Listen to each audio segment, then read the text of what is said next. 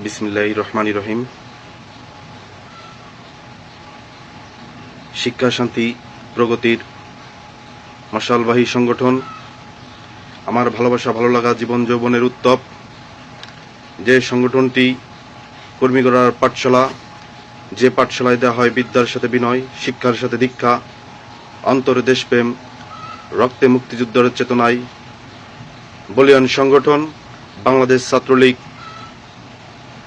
এর পক্ষ থেকে আপনাদের সকলকে জানাই মুজিবীয় শুভেচ্ছা ও অভিবাদন।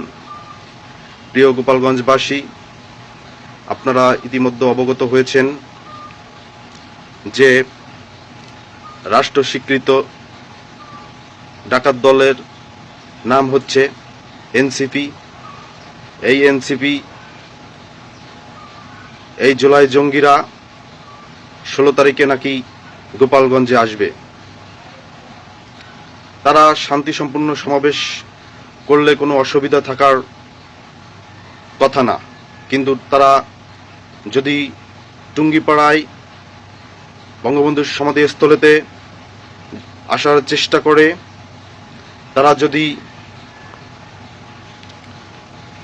এই গোপালগঞ্জবাসী শান্তি সম্পূর্ণভাবে আমরা বসবাস করে আসছি সারা বাংলাদেশের মধ্যেই। গোপালগঞ্জে আপনারা জানেন হিন্দু, বৌদ্ধ, খ্রিস্টান, অন্যান্য ধর্ম বলে আমরা বিগত দিনে একসাথে বসবাস করে আসছি, কিন্তু এই 5ই আগস্ট আমাদের মাননীয় প্রধানমন্ত্রী জননেত্রী দেশনেত্রী শেখ হাসিনা আপাকে অস্ত্রের মাধ্যমে দেশ ত্যাগ করাইতে বাধ্য করে এই দেশটা এখন একটা সংকটময় পরিস্থিতি, পুরো জাতি সংকটময় পরিস্থিতিতে পার করতেছে। বিশেষ করে আমাদের গোপালগঞ্জে সাধারণ মানুষ, আমজনতা, তাদের মামলা বাণিজ্য, টেন্ডার বাণিজ্য, চাঁদাবাজি এগুলো করে বিভিন্ন ধরনের ভয়ভীতি দেখাচ্ছে। কিন্তু আপনাদের একটা কথা বলতে চাই, বাংলাদেশ আওয়ামী লীগ কখনো পালিয়ে যাওয়ার দল নয়।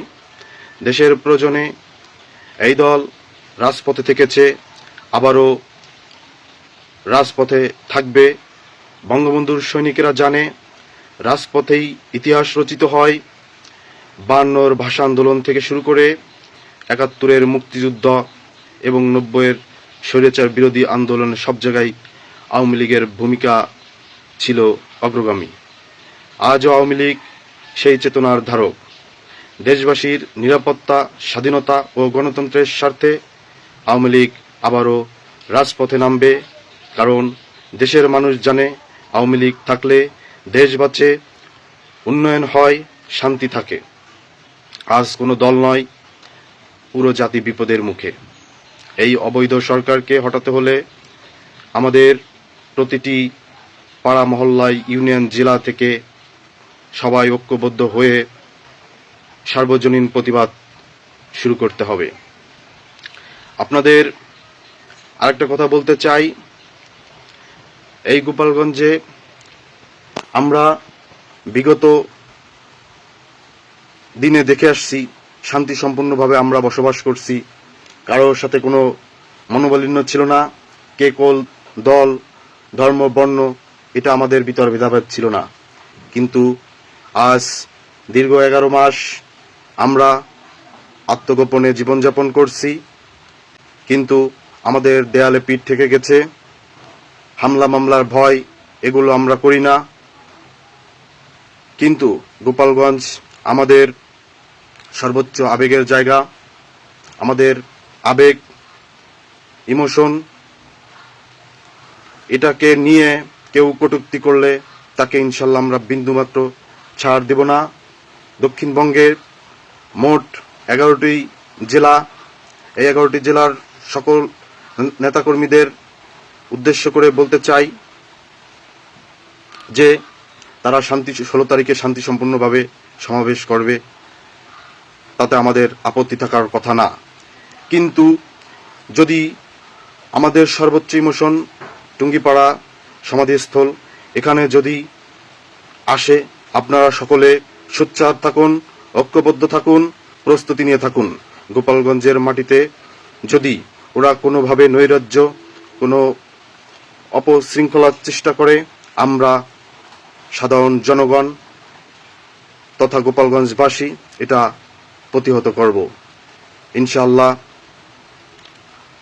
আমি কথা দীর্ঘায়ু করব না, শুধু আপনাদের এতটুকু বলতে চাই যে আমরা বঙ্গবন্ধুর সৈনিকেরা আমরা জানি কিভাবে লড়াই সংগ্রাম করতে হয়, কিভাবে লড়াই সংগ্রাম ছিনিয়ে আনতে হয়।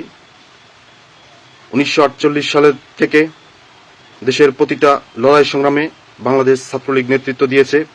আমরা সেই ঐতিহ্যবাহী সংগঠনের কর্মী, বঙ্গবন্ধু নিজ হাতে গড়া সংগঠনের কর্মী।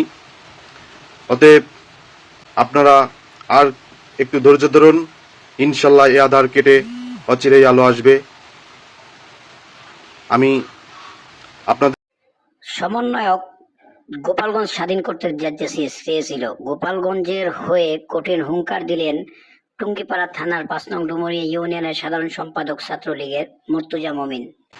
আসার দুঃসাহসতা দেখায়, আমরা ইনশাল্লাহ এটা প্রতিহত করব। সবাই সজাগ দৃষ্টি থাকবেন, ঐক্যবদ্ধ থাকবেন, যার যা কিছু আছে তাই নিয়ে প্রস্তুতি থাকবেন। জয় বাংলা, জয় বঙ্গবন্ধু। দেখা হবে রাজপথে ইনশাল্লাহ, কথা হবে স্লোগানে, বিজয় আমাদের হবেই হবে ইনশাল্লাহ। জয় বাংলা।